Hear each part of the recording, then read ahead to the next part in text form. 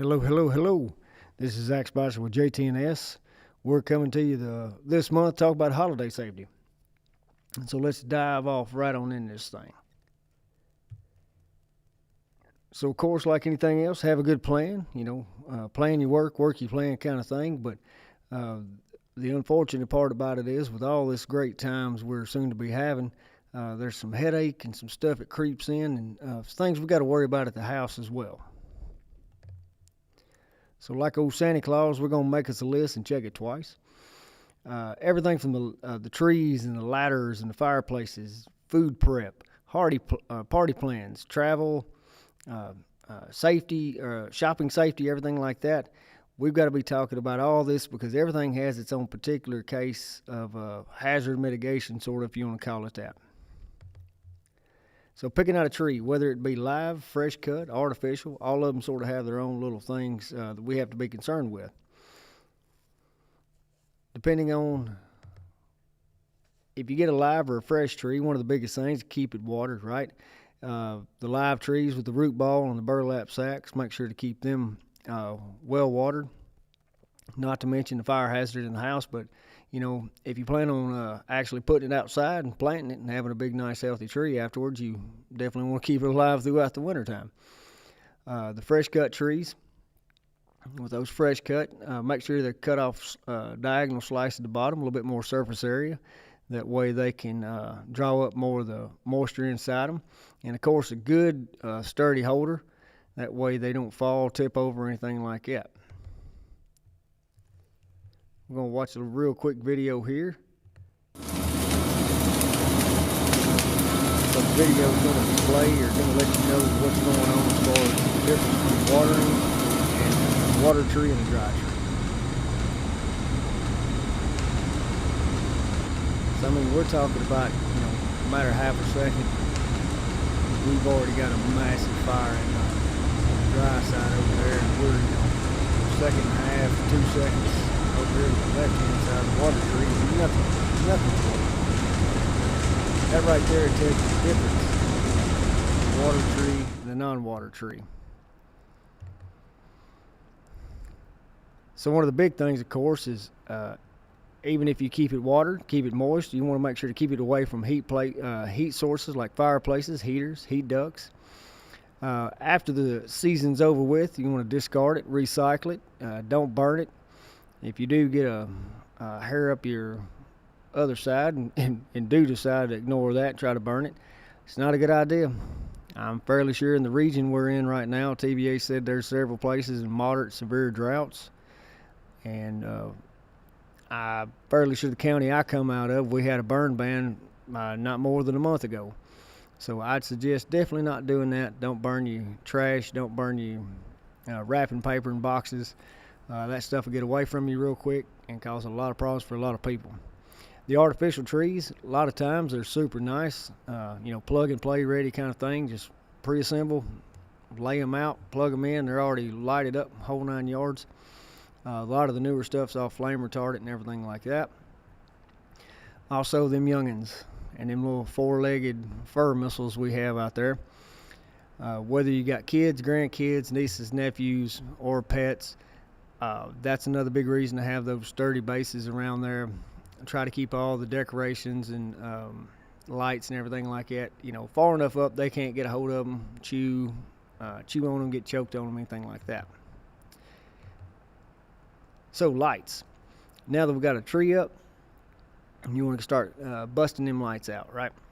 Look for them factory labels. Them right there should have a UL stamp for the Underwriters Laboratory. They test all that stuff. Make sure they got the labels on there. Inspect the strings. Look for damaged, broken bulbs. Any kind of insulation missing. When you're stringing these things together, the 200 midgets or the 50 larger bulbs, be careful of that. The more you put on those strings, either the newer stuff have these little bitty glass fuses that'll pop, something like that, or you're liable to trip a little surge protector. And I do like statistics. I like numbers. One thing I found was 25% of all Christmas tree fires are the result of electrical problems or heat sources, something like fires or lights or fireplaces or candles. So make sure to keep this stuff away from those. If you do put the lights on there, check the lights, right? I mean, that's the whole point of it. Check the lights and make sure they're not going to cause a problem. Continuing on with the lights, be wary. It shouldn't look like old Chevy Chase and Christmas Vacation, where you got 5,000 extension cords plugged into another 5,000 extension cords. Y'all all know the same thing I know. The longer the cord gets and the smaller the gauge wire, the less it can handle and the voltage drop. So don't go with 3 or more sets of lights on that same plug. If you do have that live or fresh cut tree in the house, be careful with those plugs around that watering dish or watering bowl down there. Be wary, don't put them in the walkways. It seems counterintuitive. You're like, yeah, I'll throw them underneath the rug, and that way, nobody will trip over the cord. Well, if your family and friends have always come over and that rug has always been flat on the ground, they're not going to pay attention to that. They're not going to notice that little hump in the rug. Hence, it's a trip. It's a fall hazard, right? And then be careful running and trying to hide those cords in behind the chairs and couches and end tables and stuff. Don't kink them. Don't pinch them. That right there causes a lot of issues. I had some videos in here, but I can't get them to play correctly. My apologies. We're still working on that, so that's on my end. I hope to do better next month. So now, after we got our tree up, got our lights put on it, now we got to bust out a ladder, right? We're going to end up having to go put some lights outside or some more decorations outside. Just FYI, when you do bust that ladder out, it needs to be a ladder. Preferably not a chair or a box or a picnic table or anything like that, but an actual ladder in good condition, right? Properly set up. A step ladder is a step ladder, right? Leaning it up, using it like extension ladder. Make sure you use the correct ladder for the correct thing you're doing. Don't overreach. You have good 3 points of contact. There's another good number thing right there, that there was a study in a 3-year period that about 6,000 fall injuries happened during the holiday season, and they're qualifying holiday season from like Thanksgiving to like January 1. But, nearly 6,000 falls, and out of that 6,000, pretty much half of them are related with ladders. So I would be safe to say that y'all probably saved up a lot of vacation, right? You're going to take a lot of vacation at the end of the year to spend time with friends and family, go on trips, go hunting, something like that, go to ball games. It would be really, really bad for you to save all that time, look forward to this all year long just to be laid up on the lazy boy because you have fell off a ladder and broke a clavicle, right? So make sure you take care of yourself at the house. That's what this is all about. All right, so those beautiful, shiny little decorations we got, all the ornaments. Be careful. Some of that stuff, especially with the older side, toxic stuff. I'm talking, the lead paints and all that. You don't want those smaller youngins who explore the world on their hands and knees. The first thing they do, they find it on the ground, it goes straight to their mouth, right? So be careful with that. Those fragile fragile glass ornaments, they say place them high on a tree, which is counterintuitive to me. I understand you don't want anybody getting their hands on them or pooches knocking them off while they're close to the ground, but they're glass, they fall further, they break easier, right? If you want to keep that pretty glass ornament an heirloom, here's a suggestion. Don't put it on the tree. Put it on the mantelpiece, put it on a shelf, display it somewhere prominently where you can see it and show it off, but that way it safeguards it so it can be passed down to that next generation, right? Also, those smaller ornaments and tinsel, because they possibly look like candy and everything else, they could be mistaken by those youngins, can be choked on.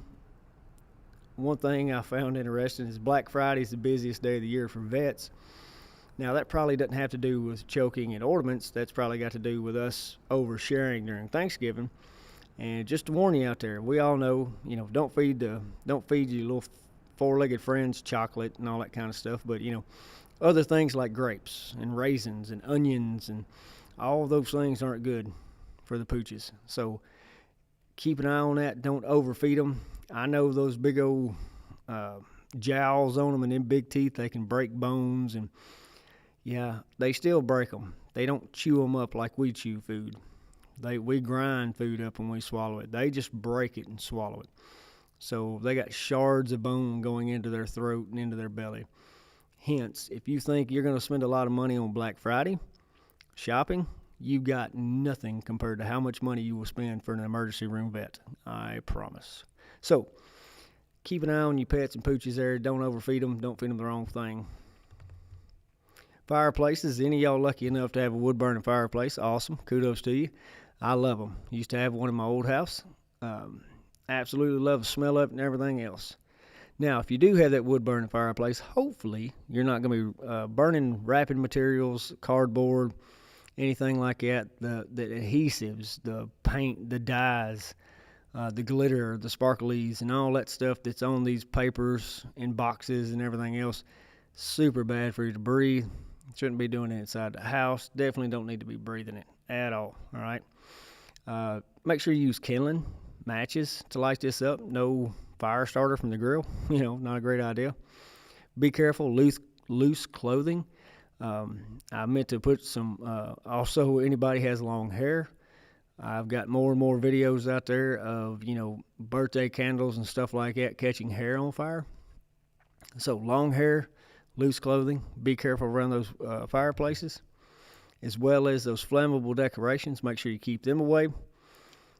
That chimney flue, make sure it didn't close till your fire's completely out. Also, if it's been several years since you've had a brush go up and down that chimney, you might want to pay somebody to do that, or run your brush up and down there yourself, get it knocked out. That creosote builds up. That right there is a major fire hazard.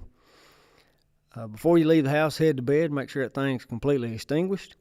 As well as when you're disposing those ashes, make sure that those ashes are going to be stored in a metal container, right? Something plastic, something like that, it'll melt through.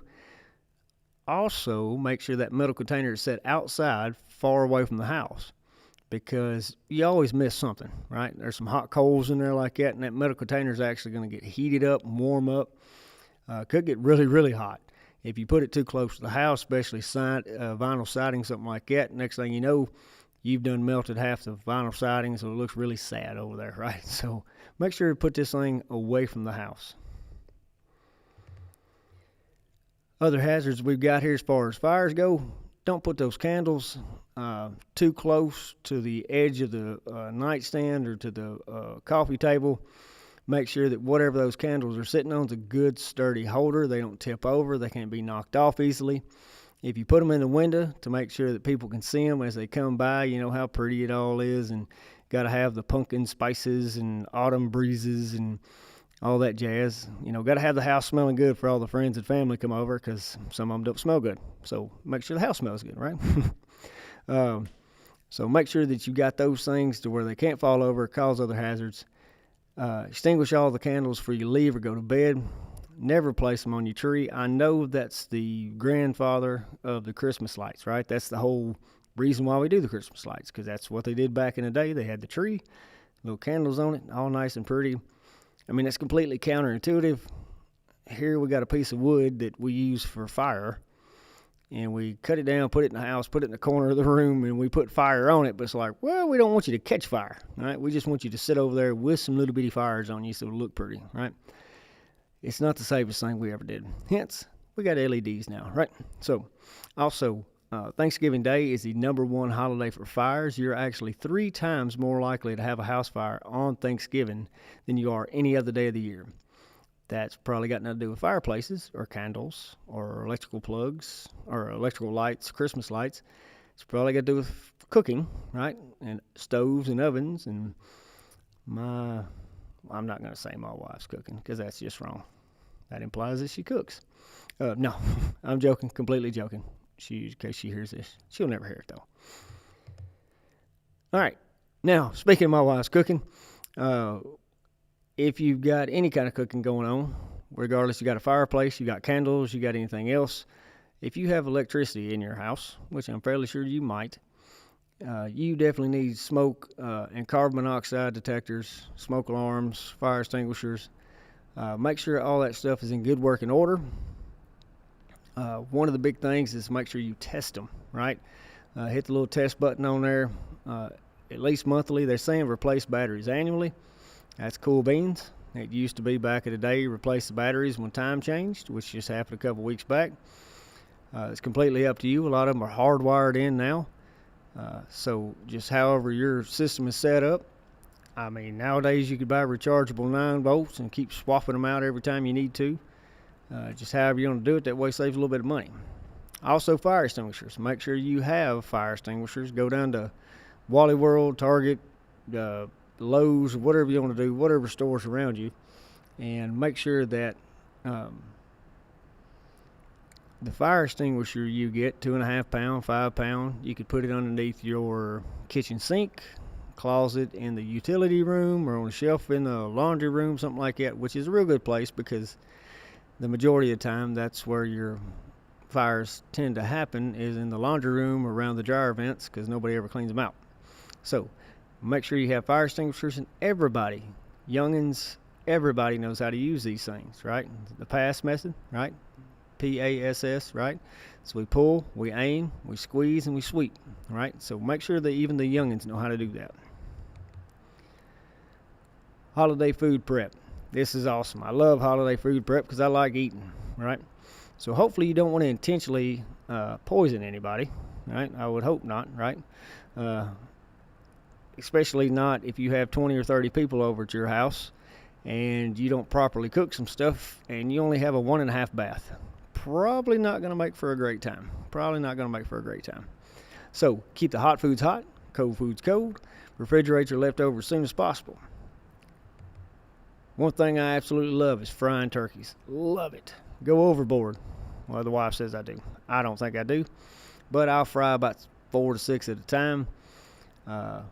Absolutely love it. Just throwing this out there. I don't care if you fry. I don't care if you smoke. I don't care if you bake. Whatever you do, you need to make sure to brine that turkey. Brine it. B-R-I-N-E, brine. All right? You can Google it. It's super simple. Like a pound of salt, pound of sugar, brown sugar, some kind of acid, apple juice, something like that. Throw it in the cooler, get some warm water, mix it up, and put you about, 10 pound, 12, 15 pound of ice in there, and let it sit for a good 24 hours, and you will be amazed by how just absolutely delicious it makes that turkey. So just highly suggesting it, but I am partial to frying. So if you do fry, you need to make sure you fry a thawed turkey, not a frozen turkey. All right, defrost it in the fridge. Do like my son did last year. Show up the day before Thanksgiving with a frozen bird and said, "Hey, you ready to defrost this thing?" Yeah, and we'll be ready to eat it by about Christmas, right? Because it takes days to thaw a turkey in the fridge. Also, I don't do the stuffing. I don't believe in stuffing inside a salmonella package. So I just don't like that. Also, meat thermometer to assure that you got a good temperature right there. And then we got a video coming up real quick on frying turkeys, just so you know about never frying a frozen bird. Oh, my apologies.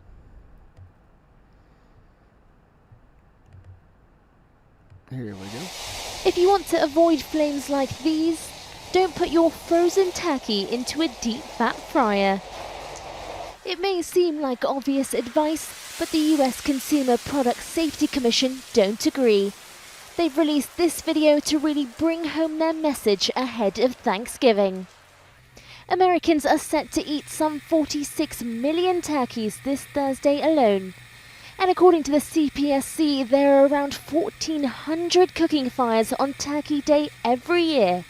That's more than 3 times the average on a normal day. Ever since 2004, turkey fryer fires have caused at least $5 million of property damage. With that in mind, we'd all be wise to keep away from the fryer, so we aren't forced to go cold turkey next year. Great video there. Like I said, totally understand. Don't fry a frozen turkey. Water and oil don't typically mix anyway, right? Whether it's 400-degree oil or if it's 4-degree oil, they typically don't mix, right? And I firmly believe, and I tell myself this, And if you fry food properly, right, fry it properly at the right temperatures, that oil the right temp, you can, with whatever food you put in there, that oil being the temperature it is, that moisture inside that food will create a barrier of steam, right? And that right there prevents that oil and grease from penetrating and making that food greasy and oily, which, actually healthy. Like I said, that's what I tell myself. Now, we're not going to bring up the fact that I'll take a pound of butter and inject it. We're not talking about that. We're talking about frying. So, I like fried turkey. That's just me in my opinion. Can't do that one. All right, so holiday parties. If you were going to go out and have a good time this year, cool beans, have a great time, enjoy yourself, but something like my old granddad said, everything in moderation, right? Everything in moderation. I like cheesecake. Actually, I love cheesecake. I also know better to sit down and eat an entire cheesecake at one sitting, all right? Same thing with this. That 12-ounce beer, ounce shot of whiskey, or 8-ounce glass of wine. The old saying is those kind of volumes, it takes about an hour for your body, your liver to metabolize it and process it. So just, don't eat on an empty stomach. Makes everything a whole lot worse. I love this one. Feel free to refuse alcohol. Don't get any peer pressure. No peer pressure in people. And don't drink and drive. Just don't, ever.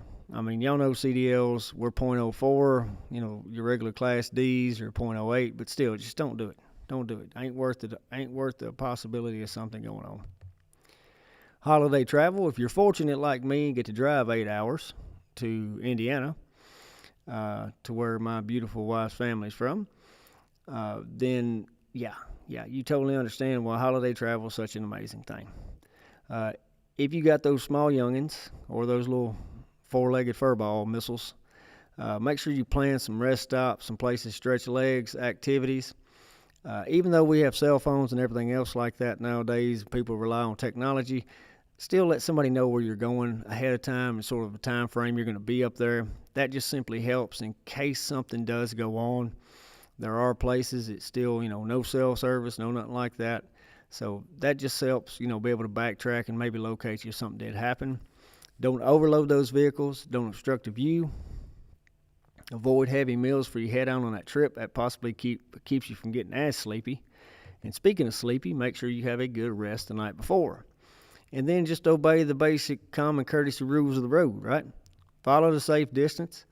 The Marine Corps did this to me. I can't help it, but even when I go on a long trip like this, doesn't matter. Doesn't matter that I know that my vehicle is dependable, one of the nicest vehicles I've ever owned. I still check every fluid. I have my wife sitting there, hit the blinkers, hit the brakes. I want to make sure all the lights work, because I don't want to be in the middle of, say, Kentucky and have Kentucky State Patrol pull me over and give me a ticket for a light blink or a blinker being out. That doesn't make for a cheery holiday season. So make sure everything works. Follow proper distance. Use your turn signals. Just be courteous this time of year. Also, if you're planning somewhere where it's going to be cold, like I get to go up north, the first time I went up there, I think there was 2.5 foot of snow on the ground, which is amazing. Never seen that. And what's even crazier, especially for us down here in Tennessee, right? With that 2.5 foot of snow on the ground, guess what? There were still people out and about. They were still riding around. And one of the craziest things, I went to a store. Get this. They had bread, milk. They had everything. Everything. Like it was almost they were used to that kind of stuff, right? Not like down here where a quarter, a half inch of snow shuts the entire state down. So it's absolutely crazy the further north you go like that. But if you are traveling that winter weather, make sure you have like a little emergency kit, blankets, some, hot hands, something like that. Maybe a little extra battery charger thing for your phone, some jerky, some gummy bears, something just in case roads were to be shut down, blizzard conditions, something like that, and you had to sit tight in the vehicle for, a day and a night or something like that, right? Also, just so you know, if your significant other does this or you do this, E on that gas gauge, the gas gauge on your vehicle, E does not stand for enough. All right, that's not how that works. You shouldn't get down to E, right? Make sure you get plenty of fuel. You keep plenty of fuel in that thing, especially when you're going down these roads, because you think, oh, I'll get off at the next exit, and then a traffic jam hits. Next exit's only a quarter mile away, but you're sitting there for 3 hours, right? So make sure you keep plenty of fluid in, or plenty of fuel in there, right? E is not for enough, all right? Buckle up as well. Make sure you buckle up. Safe shopping. Make sure you avoid carrying large packages that block your vision. It's a tripping hazard. If you're not comfortable leaving the store with these packages or these presents, you can ask the store to provide some security to help escort you out to your vehicle. Try to shop during daylight hours, and park in well-lit areas if you can't shop in daylight hours, which is hard to shop in daylight hours right now because, the time change, it gets dark at, 1:30 in the afternoon. Also, for anybody toting a wallet, keeping your front pocket right now, and it's weird, feels weird and all that good stuff, but it's a whole lot harder for somebody to get up there and grab that out of there. If you carry a purse, keep it underneath that arm, underneath your coat. A little lot harder for somebody to grab it off there. Make sure to have those keys in your hand when you're at your car. That way you're not standing there for 5 minutes fumbling around looking for something. As well as always be aware of your surroundings. All right, pay attention. Make sure you spot something that's completely out of norm. That way give you a little bit of a heads up. Last but not least here, we're talking about holiday stress relievers. Like I said at the very beginning, plan your work and work your plan. Well, that applies to your budget. You got to plan that budget and then stick to that budget. All right. I know, especially a lot of you line side, our work tends to be a lot of overtime, a lot of time away from the family. And I know you make that overtime to provide for the family and stuff that you never had. But, at the end of the day, one of the best things you can provide for your family and your youngins is an appreciation of how to save that money, right? It ain't about the newest, shiniest toy. It ain't about the coolest thing here or there, because there's going to be another cool thing in 6 months or a year. It's just how it works, right? It's a whole lot better to have an appreciation of how to save and how to put money back and, have them understand that. But that's my 2 cents. Do as you wish. It's your money. You made it. Budget your time as well. Try to get your gifting done early. I try to help. I do. But, it's super nice for me. I get to walk down there and look under the tree on Christmas, and I'm like, wow, that's a lot. And then realize that my wife has been buying Christmas presents since March and knows what everybody needs, and it's amazing. She does such a great job. I don't know how I got lucky enough to marry her, but it's, when one of the boys will open a present and look over and holler and be like, oh, that's awesome, Dad, appreciate it. And I look over at her and I'm like, oh, wow, that is nice. How much did I pay for that? Oh, wow. And then go, you know what? That is nice. I'd really like to have one of those myself. So I'm very fortunate on that part, right? Now, I do offer, right, to make sure she doesn't do everything by herself. I try to help. I try to wrap. Yeah, that doesn't work. That doesn't work either, I can promise you. So another place we can help, right, is if this is how your household works, maybe pick up and do a little bit more laundry, a little bit more dishes, something like that, help out doing that kind of stuff. That gives, her time or him time. You got a stay-at-home dad as well, to do these other things, right? You're not stressing them out. Also, in January, say maybe you're an empty nester kind of thing. You got the grandkids or something like that, and it's an awesome time of year where everybody shows up and we have a great time. But all of a sudden, everybody leaves and the walls start closing in. It gets real dark and real quiet. Make sure to get out of the house, make phone calls, get in contact with people, go visit if you can. Take a little trip. They do cruises and everything else like that this time of year. So just make sure to get out there. Don't sit there and let it all sort of fall in on top of you, right? If you need help, call somebody. But make sure you have some fun, right?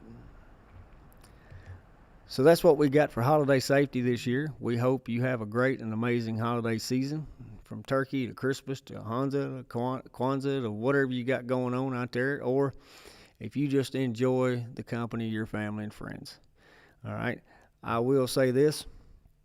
I heard a movie quote the other day that I think is amazing, and I think it applies pretty well to what we're doing. One thing I heard was, you know, like I said a little bit earlier about it's not about the newest, shiniest gift, because there's going to be a new shiny gift again next year. It's about spending quality time with all these friends and family. Friends and family you might not see but 2 or 3 times a year, especially coming out of the COVID thing. We're starting to get more back to normal kind of thing. Spend the time with them. Play the card games, watch the football games, do whatever crazy activity y'all do together that only y'all do. Bust out the Monopoly for 4 hours and then get mad at your cousin because they're stealing from the bank, and then laugh about it in an hour when y'all realize how goofy it was, right?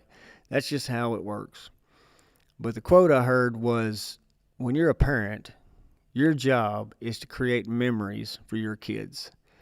And that really sunk in with me, because honestly, the minute they lay you down one of these days, that's what they're going to have of you, right? That's what they're going to have left of you, is those memories. And so whether it be kids, grandkids, nieces, nephews, great-grandnephews, or cousins, just spend that time with one another, enjoy each other's company, make great memories, all right? That's what I ask of you. So I hope y'all have a great, safe, happy, healthy holiday season. Greatly appreciate y'all listening to me, and look forward to talking to you again next month. If y'all need anything, please reach out to JTNS and or me. So thank y'all very much. Y'all have a great one.